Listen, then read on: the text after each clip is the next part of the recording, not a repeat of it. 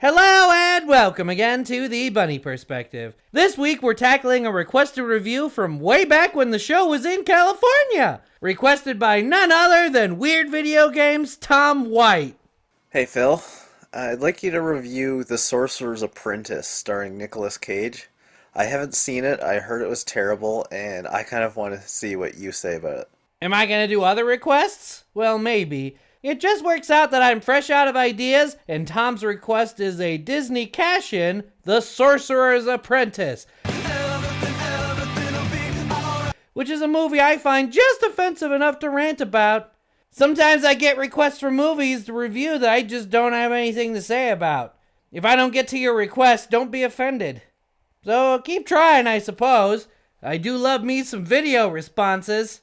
Just saying. All my friends are dead and they don't like me anymore. They moved along, they changed, and now they find me quite a bore. Way back then it was okay to be a little weird, but all my friends are dead and some have even grown a beard. Today's movie is sadly blockbuster trash with some interesting ideas that are totally wasted on this shit. Also, the entire thrust of the movie involves a kid being mocked for peeing his pants. Ew, he peed his pants!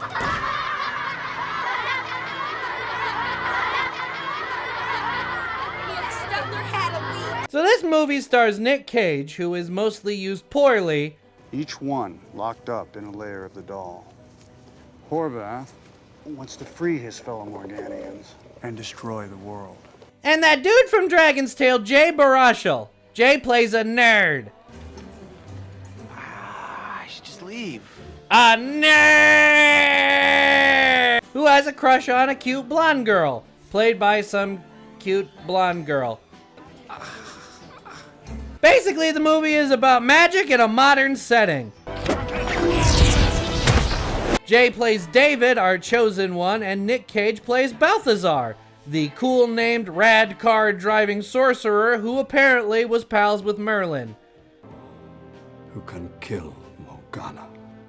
Balthazar would search for centuries. Having magic in modern times is a classic setting for literature, role-playing games like Mage and Changeling, and much better movies like Harry Potter. The effects in this movie and action are overall interesting and fun.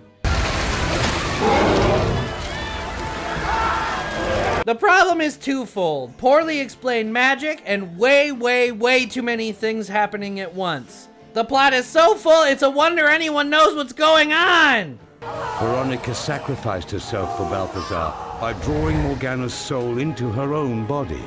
This film could have been stretched out into 3 movies if you wanted, and it might have made this a lot better. But Morgana began to kill her from the inside. Taking time to develop on all of this stuff.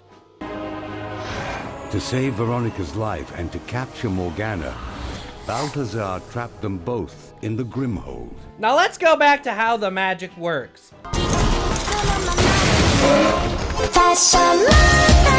In Sorcerer's Apprentice, if it isn't insultingly simplistic, then it has a stupid metachlorian explanation. Mostly it just works. Magic has no real rhyme or reason. 2 wizards trash an entire antique shop, it's just fixed 2 seconds later. It was on fucking fire! Magic does need a little explaining, if only so we, the audience, know its limitations. It gives magic rules, and without that, magic seems too convenient.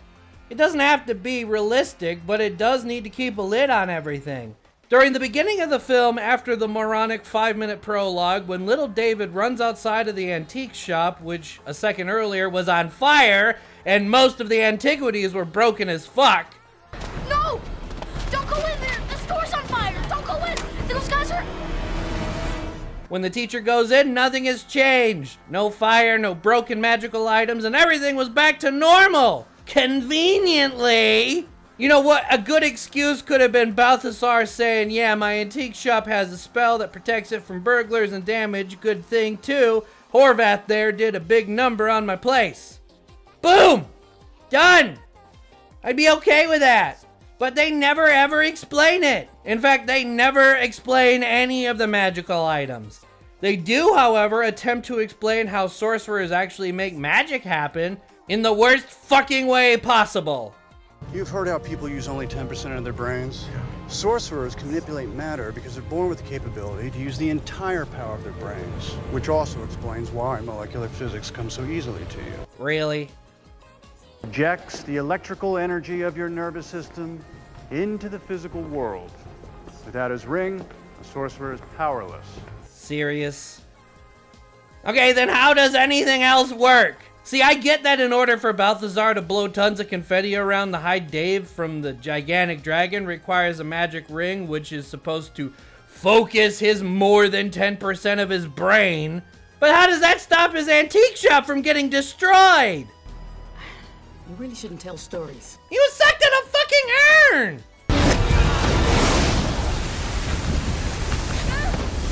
And while we're at it, how does that fucking urn work? And if sorcerers have to use a ring, why does Horvath get to use his cane to cast spells? Couldn't the line have just said an object of power, often a ring, instead of all sorcerers use rings? It's sloppy explanations like this that fuck up the magic in fiction. See, the rules of how magic works are very important, and to only explain part of the sum makes the rest of the wondrous and magical stuff look dumb. Yes, we drove through a mirror, trapped in a reverse world. So? It is. Horvath's payback for the bathroom mirror. No, we won't die as long as we get out of here soon. Okay. By driving through our own reflection. Fantastic. The rules have to play a balancing act of not explaining too much while explaining enough that we, the audience, buy it. The other main problem with this movie is it has way too much going on. Way too much. Horvath has 3 other minions, all of which are little more than mini-bosses for Nick Cage to deal with.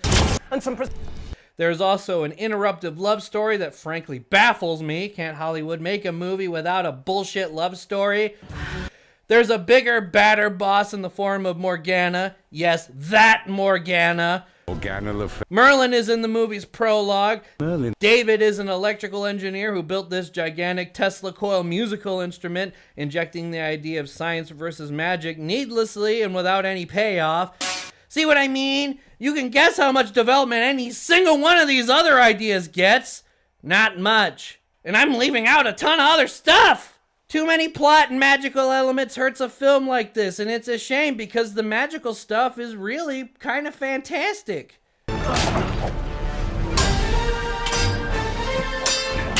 Nick Cage has some great one-liners. How did you know my name was Dave? Because I can read minds. It's on your backpack. And one of the bad guys is a famous Chris Angel-style magician. Sorry about that. It's just nice for them to see a genuine icon like me. Which is kind of a brilliant idea. And then an hour into the movie, that scene happens. I need to stop and clean. You know goddamn well what scene I mean. The scene that this whole dumb fucking stupid thick-skulled brain damaged movie is based on.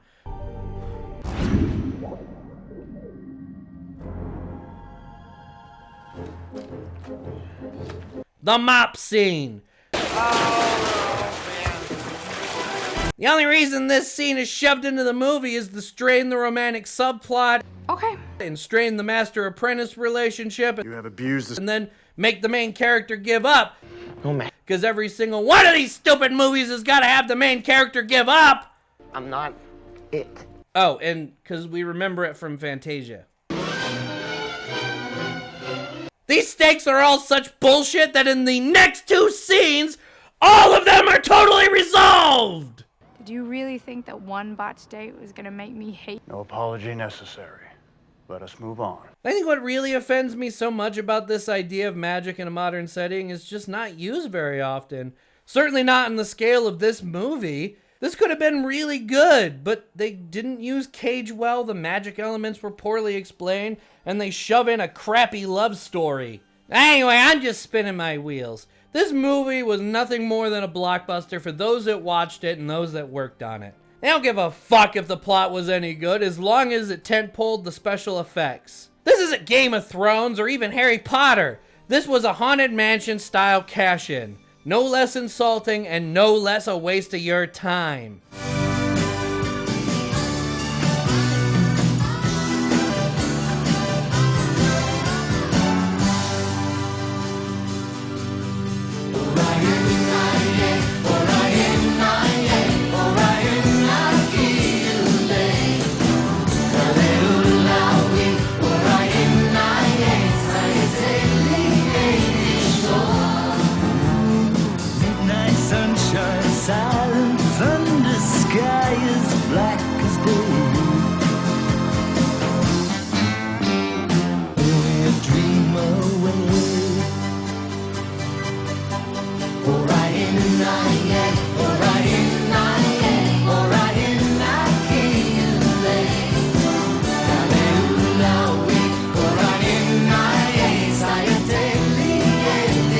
Oh, and get this! So the name of the chosen one in this universe is the Prime Merlinian.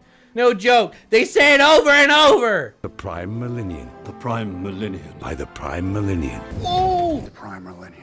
It's like the stupidest thing I've ever fucking heard. Yeah, let's go follow the Prime Merlinian. He's a guy.